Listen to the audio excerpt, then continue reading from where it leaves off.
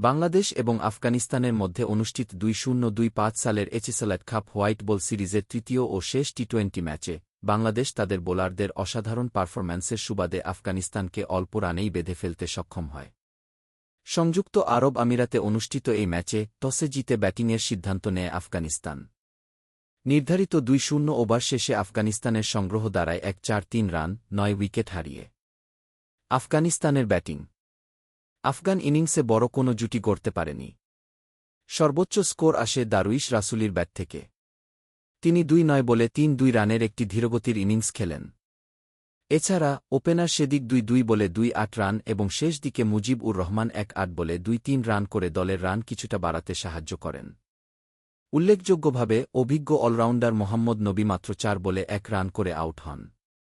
আফগানিস্তানের ব্যাটিংয়ের শুরুতে নিয়মিত বিরতিতে উইকেট পতন হতে থাকে। তাদের প্রথম 5টি উইকেট হারায় 8-1 রানের মধ্যে। বাংলাদেশের বোলিং দাপট। বাংলাদেশের বোলাররা এদিন ছিলেন দুর্দান্ত ছন্দে। বিশেষত পেসার মোহাম্মদ সাইফুদ্দিন তার 3 ওভারে মাত্র 1-5 রান দিয়ে একাই তুলে নেন 3টি গুরুত্বপূর্ণ উইকেট। তিনি ছিলেন বাংলাদেশের সেরা বোলার। এছাড়া স্পিনার নাসুম আহমেদ এবং পেসার তানজিম হাসান সাকিব দুজনেই 4 ওভার করে বল করে 2-4 রান দিয়ে 2টি করে উইকেট দখল করেন। শরীফুল ইসলাম ও রিশাদ হোসেন নেন 1টি করে উইকেট।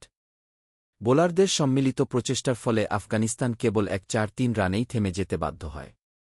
লক্ষ্য সিরিজের প্রথম 2টি ম্যাচ জেতা বাংলাদেশের সামনে এখন লক্ষ্য সিরিজটি 3-0 ব্যবধানে পকেটস্থ করার জন্য। জয়ের জন্য তাদের করতে হবে 1-4-4 রান।